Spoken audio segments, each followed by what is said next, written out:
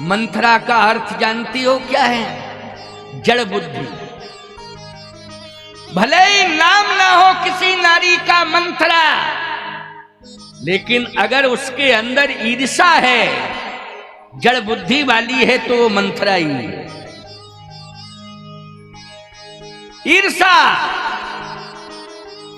किसी का बड़प्पन नहीं देख सकती है वो, किसी के घर में सुख शांति नहीं देख सकती है वो, किसी के परिवार में एकता अखंडता नहीं देख सकती है वो। बोलो वही मंथरा है कि नहीं? और सबसे पहले उसका यही काम होगा, सुबह जागेगी, संकल्प लेके जागती है कि मैं इस परिवार को खंड खंड कर दूंगी। इस परिवार को क्या कर दूंगी? खंड खंड कर दूंगी। सोचो जरा, विचार करना, ये मंथरा है। लेकिन मैं सत्य कहता हूं, मंथरा ने, अयोध्या अखंड है, लेकिन खंड खंड करने की कोशिश की है मंथरा ने। परंतु राम के व्यक्तित्व ने और भरत के व्यक्तित्व ने अयोध्या को खंड खंड नहीं होने दिया, अखंड बना करके रखा। इसलिए मंथराएं चाहे जितनी बढ़ जाएं माताओं, लेकिन तुम अपने बच्चे को राम और भरत बनाना। बोलो भाई, राम और भरत जब बन जाएंगे तुम्हारे बच्चे, तो मंथराएं एक नहीं, दो नहीं, 10 नहीं, हजारों एक साथ पूरी ताकत लगा लें, लेकिन तुम्हारा घर अखंड रहेगा, कोई खंड खंड नहीं कर पाएगा। लेकिन संस्कार देना है राम और भरत जैसे। ये संकेत मैंने दे दिया। और मंथरा की एक ही आदत है, भाषा। उसकी वाणी से ही निकलता है। जिस घर में एकता होगी, घर एक होगा, सभी भाई एक होंगे, एक साथ खेती करते होंगे, एक साथ एक रसोई में भोजन बनता होगा, एक साथ सब परिवार बैठ के भोजन करते होंगे, सब एक साथ रहते होंगे,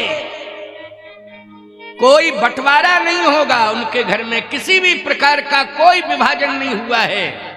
बस मंथरा रोज उस घर में जाएगी और यही कहेगी, क्योंकि महिला है तो महिलाओं के पास जाएगी, यही कहेगी कि कमाए तुम्हारे वो खाएं सबरे। कब तक देखती रहोगी तुम? बोलो भाई, यही भाषा है ना मंथरा की? बस इस भाषा से सावधान रहना। जिस नारी की वाणी से ये भाषा निकले कि वो हमारे परिवार में दूरियां पैदा करना चाहती है, परिवार को अलग करना चाहती है, भाइयों भाइयों में विस्फोट पैदा कराना चाहती है, बस उस माताओं, उस महिला का कभी साथ मत देना, ना उसको कभी संग में लाना, ना उसका साथ देना, ना उसको अपने साथ रखना। यदि वो आने की कोशिश करे तो तुम दूरियां बनाने की कोशिश करना। उसकी बातचीत सुनने समझने की आवश्यकता नहीं, उसकी बातचीत को सुनना ही नहीं है, ना उसकी बात को समझना है, उससे दूरियां बनानी है। कैकेयी में सारी अच्छाइयां हैं, लेकिन बस एक ही बुराई समझ में आ रही है, इसलिए अपयश मिल गया उसको, क्योंकि उसने मंथरा की बात मान ली। क्यों भाई? सारी अच्छाइयां हैं उसमें, ऐसी बात नहीं है। कैकेयी साधारण नहीं है। अगर कैकेयी में दोष होता, कैकेयी में कमियां होती, कैकेयी में बुराइयां होती, तो भरत जी को जन्म नहीं देती है। भरत जैसा संत बोलो किसने पैदा किया है? जल्दी बोलो। भरत जैसा संत कैकेयी जी ने पैदा किया है। राम जी से ज्यादा वजनदार हैं भरत, बोलो है कि नहीं? महानता में देख लीजिए, गंभीरता में देख लीजिए और दयालुता में देख लीजिए, तो भरत का पल्ला भारी हो जाएगा। क्योंकि मैं नहीं कह रहा हूं, पूरी अयोध्या कह रही है, मैं नहीं कह रहा हूं, पूरी अयोध्या कह रही है। लखन राम सिए कानन बसहि, लखन राम सिए कानन बसहि, लखन राम सिए कानन बसहि, लखन राम सिए कानन बसहि, भरत भवन बस तप तन कसहि, भरत भवन बस तप तन कसहि, उदिस समझे कहत सब लोग, उदिस समझे कहत सब लोग, उदिस समझे कहत सब लोग, उदिस समझे कहत सब लोग, सब विधि भरत सराहन जोग, सब विधि भरत सराहन जोग, सब विधि भरत सराहन जोग, सब विधि भरत सराहन जोग,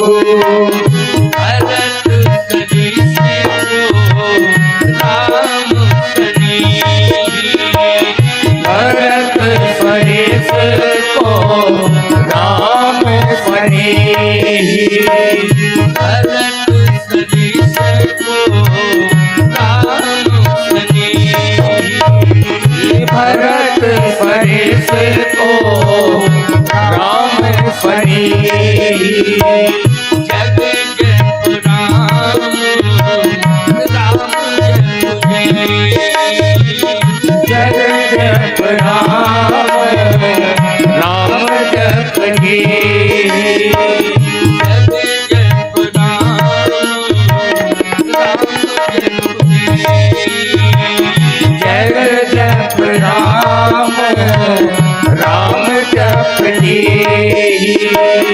भरत सरिस को राम सनीहि। भरत की का पल्ला भारी है, इसलिए साधारण नहीं है वो मां जिसने अपने त्याग और तप के बल पर त्यागी पुत्र को जन्म दिया है। अच्छा, मैं एक बात आपको बताऊं, कीचड़ कीचड़ होता है, ये सत्य है। कीचड़ से सब दूरियां बनाना चाहते हैं, क्योंकि कीचड़ गंदगी से संबंध रखता है, लेकिन वह कीचड़ भी महान होता है। जो कीचड़ कमल को पैदा करता है, वो कीचड़ भी महान होता है। इसलिए कैकेयी का चरित्र अगर कीचड़ हो गया है, तो उस कीचड़ ने भरत रूपी कमल को जन्म दे दिया है। बोलो, भरत रूपी कमल को जन्म दिया है कि नहीं दिया है? किसने दिया है? कैकेयी ने दिया है। लेकिन मंथरा के कारण उसे ज्यादा अपयश मिल गया, क्योंकि हमेशा संग अच्छा करना चाहिए। बोलो, संग कैसा करना चाहिए? अच्छा करना चाहिए। यदि कोई गलत बात बोलता है तो निश्चित रूप से उससे दूरियां बनाना चाहिए। ये जरूरी नहीं है कि उससे आप झगड़ा कर लें, नहीं, दूरियां बनाएं, क्योंकि गलत सलाह दे रहा है, गलत तरीके से हमारे जीवन को बर्बाद करने की कोशिश कर रहा है। इसलिए दूरियां बना लेना चाहिए। बोलो, बनाना चाहिए कि नहीं बनाना चाहिए? क्योंकि जैसा करो संग तैसा चढ़े रंग। संग जैसा करोगे वैसा ही रंग हो जाएगा तुम्हारा, वैसा ही विचार हो जाएगा, वैसा ही व्यवहार हो जाएगा। अब मंथरा ने कैकेयी जी को भ्रमित किया और कहा कि महारानी कैकेयी, तुम्हें पता है कि राम जी राजा बन रहे हैं। अच्छा, एक बात और मंथरा ने कही, क्या जब जनकपुर से भगवान राम श्री किशोरी जी के साथ और भरत जी मांडवी जी के साथ में, शत्रुघ्न जी श्रुतकीर्ति के साथ, लक्ष्मण जी उर्मिला जी के साथ, ये चारों दुल्हने चारों बहुएं जब ये आई तो मंथरा देख रही थी। ये भी बहुत खुशी की बात होती है किसी के घर में अच्छी बहू आ जाए, खुशी की बात, महान खुशी की, प्रसन्नता की बात है। तो उस समय सब नचते हैं कि बहू अच्छी आ गई, जो अच्छे विचारधारा के लोग होते हैं, घर के लोग, उस समय सब नचते हैं, खुशियां मनाते हैं, लेकिन मंथरा रोती है। समझ लेना, जो रो रही हो, जो जिसका चेहरा उदास हो, समझ लेना कि ये मंथरा है। हमारी बहुएं आई हैं, उनकी खुशी नहीं देख पा रही है, हमारे घर की खुशी नहीं देख पा रही है, समझ लेना। ये क्या है? मंथरा है। क्यों? प्रत्येक बहू के गले में मंगलसूत्र लटका है, लेकिन मंथरा का मुंह लटका। मंथरा का मुंह लटका क्यों भाई? मंगलसूत्र लटका है, देख करके प्रसन्नता होती है कि नहीं होती है बोलो?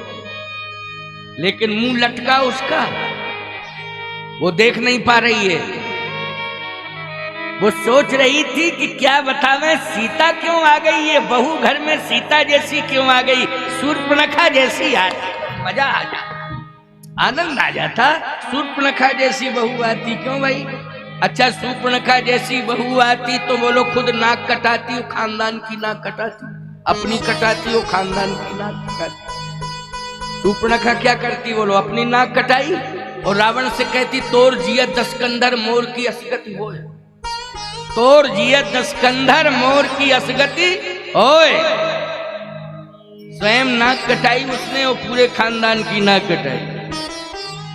इसलिए घर के अंदर बहू सीता जैसी आना चाहिए, मांडवी जैसी आना चाहिए, उर्मिला जैसी आना चाहिए, श्रुतकीर्ति जैसी आनी चाहिए। घर में बहुएं इस प्रकार की आनी चाहिए, तभी परम कल्याण होगा। लेकिन मंथरा बर्दाश्त नहीं कर रही है। अच्छा, जिस दिन जो है बहुओं का प्रवेश था तो जानती हो माताओं उस दिन क्या हुआ? कौशल्या जी महारानी हैं, लेकिन महारानी वाला जो नौलखा हार था जो महारानी को पहनाया जाता है, अभी सीता महारानी नहीं बनी है, क्योंकि राम जी राजा बनेंगे तब न सीता रानी बनेंगी, अभी तो बहू है। लेकिन तुरंत उसी दिन, जिस दिन प्रवेश हुआ सीता जी का, कौशल्या महारानी ने महारानी वाला नौलखा हार सीता जी को पहना दिया।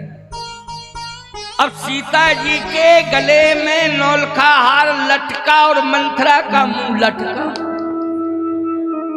मंथरा का मुंह लटक गया। अच्छा, आपको एक बात बताएं, अगर ये हार कहीं मांडवी को पहना देती, कौशल्या ये सोच रही है, मंथरा क्या सोच रही है, ये हार जो है मांडवी को पहनाना चाहिए था, क्योंकि मांडवी भरत की पत्नी है। किसकी पत्नी है?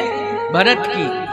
अच्छा, सही बताना, भरत जी का ननिहाल कहाँ है बोलो? भरत जी का ननिहाल कश्मीर है। और मंथरा आई कहाँ से थी? कश्मीर से आई थी मंथरा। तो ये सोच रही कि महारानी बनना चाहिए था, महारानी वाला नौलखा हार पहनना चाहिए था मांडवी को, क्योंकि मांडवी को अगर ये पहनाया जाता तो महारानी बनती, और मैं कश्मीर से आई हूं और मेरी महारानी कैकेयी कश्मीर की हैं। अगर बहू महारानी बनती तो निश्चित रूप से हम कश्मीर से आए हैं, कश्मीर का पक्ष होता और हमें विशेष महत्व मिलता। ये भाव। मैं एक बात कहता हूं, कभी भी वर्गवाद और क्षेत्रवाद की बात घर परिवार में नहीं होनी चाहिए। अगर यही भाव हो जाए घर में, बहुओं में ये आ जाए कि ये हमारे मायके के क्षेत्र वाले आए हैं इसलिए हम चाय पिलाएंगी, क्योंकि ये मायके के क्षेत्र वाले आए हैं, हमारे मायके के क्षेत्र वाले आए हैं, इनको हम चाय पिलाएंगी। लेकिन अगर दूसरे क्षेत्र वाले आ गए हैं, हमें क्या लेना देना, हमें क्या मतलब। अच्छा सही बताओ, अगर ये भाव बना रहेगा तो घर में क्षेत्रवाद की स्थिति पैदा होगी और निश्चित रूप से उस बहू की बुराई शुरू हो जाएगी, क्योंकि वो पक्षपात करती है। बोलो, बुराई विरोध वहीं से शुरू हो जाएगा, वो पक्षपात करती है। नहीं नहीं, तेरे घर में चाहे तेरे मायके के आ जावे और चाहे तेरे ससुराल वाले पक्ष के रिश्तेदार आ जावे, कोई भी चाहे जो है गांव के आ जावे, चाहे पड़ोसी गांव के लोग आ जावे, तुम्हें तो अतिथि मान करके उसका सम्मान करना चाहिए। तुम घर घर में पूजी जाओगी देवी की तरह, तुम्हें लोग सीता मानेंगे। बोलो भाई, अगर अतिथि मान करके तुमने सम्मान और स्वागत किया तो बोलो सीता माना जाएगा कि नहीं माना जाएगा। तुम्हारा नाम कुछ भी हो, लेकिन तुम्हें लोग भाव से सीता कहेंगे, उस घर में सीता जैसी बहू आ गई। इसलिए घर में आए हुए व्यक्ति के साथ क्षेत्रवाद नहीं जोड़ना चाहिए, जातिवाद नहीं जोड़ना चाहिए, केवल अतिथि देवो भव का भाव मान करके उसका सम्मान करना चाहिए, उस घर की बहू सीता हो। क्योंकि आज नाम से कोई सीता नहीं, विचार से सीता बन सकती है। बोलो भाई, नाम से सब थोड़ी सीता हो जाएंगी। जितनी बहुएं गांव में हैं, सबका नाम सीता होगा क्या? हो ही नहीं सकता है। खोजोगे तो शायद सीता नाम की बहू बेटी निकल आएगी, लेकिन पूरी बहुएं सीता नाम से हो, पूरी बेटियां सीता नाम संभव ही नहीं। लेकिन विचारों में तो सब सीता हो सकती हैं, भावों में सब सीता हो सकती हैं, विचारों में सब सीता हो सकती हैं। इसलिए विचार सीता जैसे होना चाहिए, भाव सीता जैसे होने चाहिए। लेकिन मंथरा ने कहा कि नहीं, ये तो गड़बड़ हो गया, ये इतना कीमती हार पहना दिया सीता को। अगर यही हार जो है मांडवी को पहनाया जाता तो निश्चित रूप से वो महारानी बन जाती। और मैं कश्मीर से आई हूं, ननिहाल पक्ष की हूं, इसलिए मेरी और कद्र बढ़ जाती, मेरा अधिकार और पावर बढ़ जाता। प्यारे, मांडवी में और सीता में कोई भेद नहीं है, ना कोई मतभेद। बोलो है क्या? यहां राम जी में और भरत जी में कोई भेद और मतभेद नहीं है, लेकिन ये मंथरा भेद और मतभेद डालना चाहती है, यही है मंथरा। इसलिए कैकेयी जो है थोड़ा सा चूक गई, मंथरा की बातों में आ गई। और मंथरा ने क्या कहा? कद्रू बिन तहि बन तहि दीन दुख, तुम ही कौशला दे, भरत बंदी ग्रही से लखन राम के ने। कद्रू और बनिता की कथा सुनाई, सौतों की कथा है ये, सौत वाली कथा, समझ रहे हो? कहा कि सावधान हो जाओ, राम राजा बनने वाला है, कौशल्या राजमाता बनेगी और तुम नौकरानी रहोगी और तुम्हारा बेटा कारागार के अंदर रहेगा। रही बात है लक्ष्मण की और शत्रुघ्न की, तो लक्ष्मण शत्रुघ्न तो स्नेह भाजन है राम के, इसलिए उन्हें तो स्नेह मिलेगा ही मिलेगा। अच्छा बोलो भाई, तुम्हें भी अच्छा नहीं लग रहा है ये मंथरा का विचार? तुम लोगों को अच्छा लग रहा है क्या? अच्छा सही बताओ। ये जो बात कह रही है ये सुनकर के तुम्हें भी दुख लग रहा है कि नहीं? कितनी गंदी बात है, कितनी हल्की सोच है।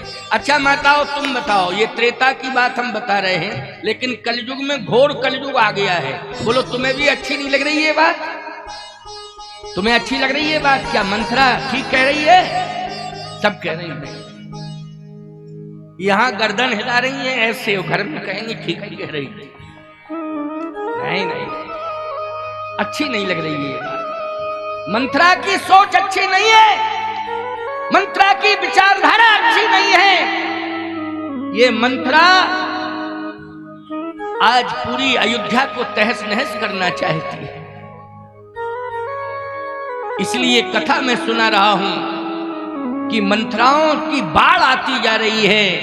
ये मंथराएं हावी होती जा रही हैं घर में, समाज में, और समाज को भी खंड खंड कर रही हैं, परिवार को भी खंड खंड कर रही हैं। और गांव में जहां शांति थी वहां अशांति का साम्राज्य छाया हुआ है मंथराओं के कारण। इसलिए मंथरा कौन है? बोले जड़ बुद्धि है, जड़ बुद्धि। नाम मंथरा मंदमती, मंदमती का मतलब जड़ बुद्धि है। नाम मंथरा मंदमती,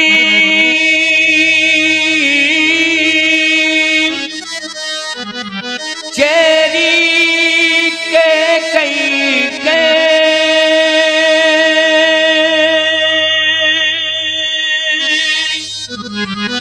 अजस पिटारी ताही करी,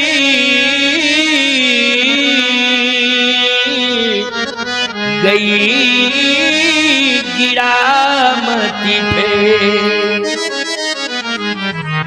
जड़ बुद्धि वाली मंथरा आज बहका रही है केकई को, और केकई जो है कनक भवन में रहती थी और जाके कोप भवन में पहुंच गई। कनक भवन में रहने वाली कोप भवन में मंथरा के कारण पहुंच गई। कनक भवन का अर्थ केवल यही मत मानना माताओं की सोने का भवन, वहां तो सोने का भवन था ही, लेकिन कनक भवन का अर्थ केवल सोने का भवन ही नहीं है। कनक भवन का अर्थ होता है जहां सीताराम जी सदा निवास करते हो, वो कनक भवन है। बोलो अयोध्या में कहाँ रहते हैं सीताराम जी? कनक भवन में रहते हैं। बोलो रहते हैं कि नहीं? कहाँ रहते हैं? कनक भवन में। तो सीधी सी बात यह है कि तुम्हारा घर कनक भवन अगर होगा तो उसमें सीताराम जी रहेंगे, या जिस घर में सीताराम की भक्ति होती है वह घर कनक भवन होता है, वह घर ही कनक भवन होता है। ईंट पत्थर की दीवार भले ही बनी हो, चाहे मिट्टी की दीवार बनी हो, लेकिन सीताराम की भक्ति जिस घर में हो रही हो वो घर कनक भवन होता है प्यारे, क्योंकि सीताराम जी के कारण कनक भवन होता है। आज कौन सोने का भवन बनवा पाएगा? बोलो भाई, कौन दीवारें सोने की बनवा पाएगा? और बनवा के देखो तो नरेंद्र मोदी प्राण ले लेगा। क्यों? इतना सोना कहां से आया? तुरंत जांच बैठ जाएगी कि नहीं बैठ जाएगी? बोलो भाई, तुरंत जांच बैठ जाएगी, जेल के अंदर चले जाओगे, हिसाब किताब नहीं दे पाओगे, और सारा सोना जब्त कर लिया जाएगा, सारा सोना जब्त कर लिया जाएगा। इसलिए कनक भवन सोने की दीवारें कोई नहीं बनवा पाएगा प्यारे, ना सोने के महल बनवा पाएगा। लेकिन मैं कहता हूं इस गांव का, इस क्षेत्र का, इस जिले का, इस तहसील का, इस प्रदेश का, इस देश का घर घर कनक भवन बन जाएगा। अगर सीताराम की भक्ति घर घर में हो जाए तो पूरा घर घर कनक भवन बन जाएगा। अब बोलो भाई, घर घर में सीताराम की भक्ति से कनक भवन बनता है तो कोई जांच प्रधानमंत्री बैठा पाएंगे क्या? बोलो भाई। और तुम्हें पुरस्कार देंगे। मैं कहता हूं तुम्हारे घर में बड़े बड़े संत आएंगे सीताराम की भक्ति के कारण। बोलो भाई, सीताराम की भक्ति के कारण बड़े बड़े संत जाएंगे तुम्हारे घर में, क्योंकि कनक भवन है, सीताराम जी निवास कर रहे हैं। आज कनक भवन से हटके कोप भवन में पहुंच गई। कोप भवन, कोप मानी होता है क्रोध, भवन मानी होता है निवास, क्रोध का घर, क्रोध का घर। लोग कहते हैं महाराज अलग से कोप भवन था। मैं एक बात कहता हूं, जहां पर विरोध अगर शुरू हो जाए, कहीं विरोध की आवाज उठने लगे और जिस घर में विरोध की आवाज उठ जाती है, पूरा घर बोलो कोप भवन बन जाता है कि नहीं बन जाता है? पूरा घर ही कोप भवन हो जाता है, चाहे जितना आलीशान बना हो। लेकिन विरोध अगर शुरू हो गया है तो कोप भवन बन गया। एक पत्रकार ने हमसे कहा महाराज जी पहले कोप भवन की कथा रामायण में लिखी गई है तो अयोध्या में अलग से बना होगा, लेकिन आजकल कोप भवन क्यों नहीं बनता है अलग से? हमने कहा ये कभी कभी नाराज होती थी तो अलग से कोप भवन बनता था, अब ये ऑलरेडी 24 घंटे टेम्परेचर हारी पूरा घर ही कोप भवन बन गया, तो अलग से कोप भवन बनाने की क्या जरूरत है?